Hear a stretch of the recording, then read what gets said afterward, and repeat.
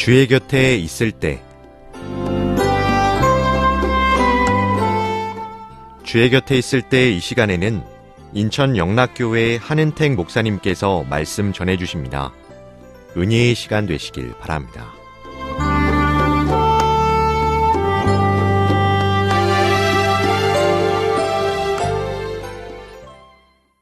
사랑하는 방송가족 여러분, 안녕하십니까? 저는 인천시 주안동에 있는 인천 영락교회를 섬기는 한은택 목사라고 합니다. 여러분 혹시 여측이심이라는 말 아십니까? 여측이심, 있어 보이는 사자성어인데 사실 여러분 잘 아시는 단어입니다. 바로 이 여측이심은 화장실 들어갈 때 다르고 나올 때 다르다, 이런 뜻입니다. 같을 여 측간 측, 다를 이 마음심이에요. 들어갈 때 다르고 나올 때 다르다라는 것이. 여러분, 이 사자성어나 속담은 참 지혜로운 말 같습니다. 장구한 역사를 거쳐서 인간의 지혜가 총집되어서 형성된 것이기에 촌철살인의 지혜가 있는 것 같아요. 여러분, 이게 화장실 들어갈 때 다르고 나올 때 다르다, 참 웃긴 말이지만 사실이지 않습니까? 우리 인간의 본성이죠. 내가 뭔가 간절하게 원할 때는 아무것도 막 보이지 않다가 간절하다가 그게 해결되고 나면 태도가 싹 바뀌는 거예요. 인간이 그렇잖아요. 한 번은 이런 일이 있었습니다. 어떤 아들을 둔 엄마의 얘기가 TV에 나왔는데 아들이 갑자기 심장이 멈춘 거예요. 응급실에 갔습니다. 그래서 의사가 전력을 다해서 심폐소생을 했습니다. 근데 여러분, 심폐소생을 할 때는 그냥 심장을 살짝 압박하는 게 아니라 굉장히 강하게 압박하는 게 필요하답니다. 그래서 가끔씩 심폐소생을 하다가 심장 쪽에 갈비뼈가 부러지는 경우도 종종 있다 그래요. 그래도 심장이 멈추는 것보다는 갈비뼈가 부러져도 강하게 압박을 해서 사는 게 중요하니까 이 의사가 이 아들을 강하게 압박을 해서 겨우겨우 살려냈습니다. 그런데 이 엄마가 처음에는 막 선생님 살려주세요 막 그러다가 제발 아들을 살려달라고 하다가 나중에 되니까 아들이 살고 나니까 난리를 치는 겁니다. 아까는 선생님이었는데 이제는 막 야 뭐 너 막 어떻게 내 자식의 갈비뼈를 부러뜨렸냐고, 네가 의사냐고 막 이렇게 삿대질하는 그 모습이 TV에 방영된 적이 있었습니다. 물론 여러분, 아들이 갈비뼈가 부러졌으니 속상할 수 있죠. 그런데 당장 급할 때는 막 살려달라고, 선생님 살려달라고 난리를 치다가 이제 살만하니까 왜 갈비뼈를 부러뜨렸냐 따지는, 여러분 이것이 여측이심, 인간의 본성 아닙니까? 그런데 문제는요, 우리가 영적으로도 이럴 때가 있다는 것입니다. 여러분, 우리가 영적으로도요, 우리 사람이 얼마나 치사하고 배은망덕한지 하나님께 그런다는 거예요. 뭔가 우리가 하나님께 간절한 마음으로 간절히 원하는 기도의 제목을 가지고 하나님 앞에 나아갈 때 나의 모습과 정작 기도가 응답되고 된 다음에 나의 모습이 얼마나 다른지 모릅니다. 기도가 응답되면요, 예전에 막 간절했던 마음이 온데간데 없고 마음이 막 확 바뀌는 거예요. 이것이 인간의 이기적인 본성입니다. 여러분, 저만 해도 그렇습니다. 저도 그럴 때가 있어요.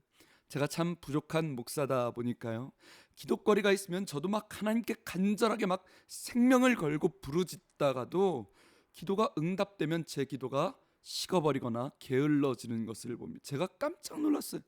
와, 이 목사가 이렇게 간사하구나, 내가 이렇게 간사하구나. 그런데 여러분, 성경에 보면 솔로몬이라는 인물이 나오는데 이 솔로몬은요, 이 영적인 본능, 이 여측이심의 본능을 넘어서 하나님께 믿음을 지켜냈던 인물입니다.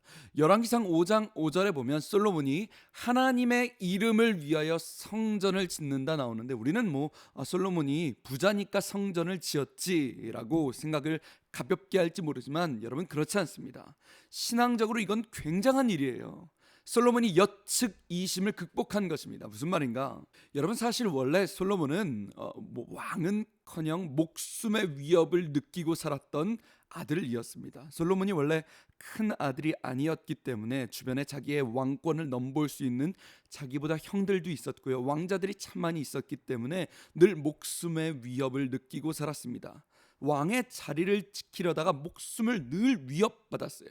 그럴 때 솔로몬이 1000번제를 드리며 하나님께 기도하는 거예요. 하나님, 저에게 지혜를 주시고 하나님 나를 불쌍히 여겨달라고 하나님께 간절하게 기도를 합니다. 그리고 하나님께서 그 기도를 들으시고 솔로몬에게 놀랍게 응답을 하시는데, 여러분 열왕기상 4장에 보면 솔로몬이 엄청난 축복을 받습니다. 솔로몬이 하루에 식사를 할 때 여러분 얼마나 식사하셨는지 아십니까? 그의 식탁에 날마다 밀가루 2만 리터가 올라갔다고 합니다. 특별히 그 식탁에 날마다 맛있게 키운 살찐 소 10마리가 올라가고요, 그냥 소 20마리가 올라가고요, 막 30마리, 당시 미식가들이 먹던 특별한 고기인 사슴고기, 노루고기, 새고기가 막 그의 밥상에 매일매일 진상되었다고 얘기하죠. 엄청난 부자였습니다. 그뿐이 아니에요.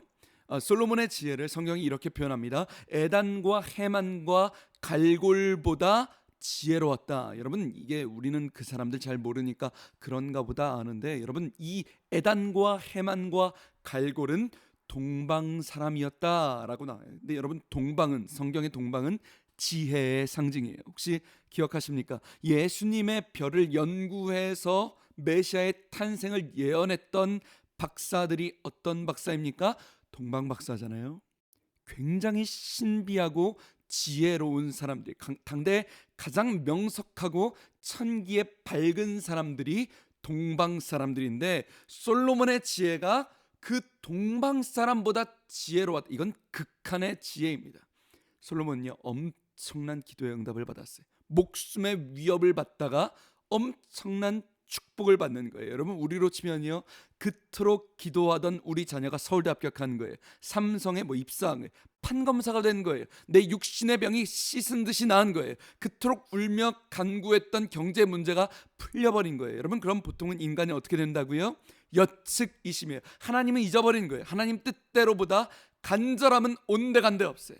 향락과 쾌락과 그것에 젖어들기 십상입니다.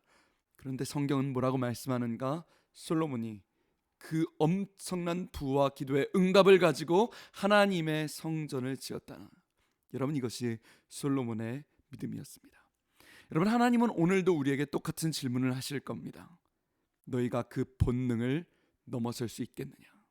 내가 너에게 경제적인 축복을 주었을 때, 내가 너의 자녀에게 놀라운 축복을 주었을 때, 내가 너에게 건강의 회복을 주고 지혜와 총명을 허락했을 때, 과연 너는 그것을 가지고 나에게 영광을 돌릴 수 있겠는가? 이제 곧 고3 수능이 다가오죠. 교회마다 수능과 수험생을 위한 기도를 시작할 겁니다. 여러분 그때 되면 고3 수험생, 재수생 부모님들이 바글바글 보여서 엄청나게 부르짖습니다. 매일 저녁에 아침 저녁으로 주여 솔로몬의 지혜를 주옵. 심지어 막 6살짜리 아이 부모님도 거기 앉아 계세요. 우리 아들 좋은 유치원 보내달라고 막 예배당이 바글바글합니다. 네, 여러분 그 수능이 끝나자마자 그 꽉꽉 들어차던 예배당이 텅텅 비는 모습을 우리는 볼 때가 있어요. 여러분 저는 그걸 볼 때마다 참 속상합니다. 우리 주님이 얼마나 속상하실까. 여러분 목사가 봐도 얌체 같은데요, 이 사람이 봐도 그 속이 뻔히 들여 보이는데요, 하나님 보실 때 어떠실까요? 사랑하는 방송가족 여러분, 우리가 솔로몬의 지혜만 구할 것이 아니라, 우리는 기도할 때 기도의 응답을 위해서만 기도할 것이 아니라, 하나님 기도가 응답된 후에도 내가 끝까지 주님께 신실하게 하여 주시옵소서. 솔로몬의 지혜만이 아니라 솔로몬이 본능을 넘어선 그의 믿음까지도 구하길 소망합니다. 지금까지 저는 인천시 주안동에 있는 예배 목숨 거는 교회 인천영락교회 한은택 목사였습니다. 감사합니다.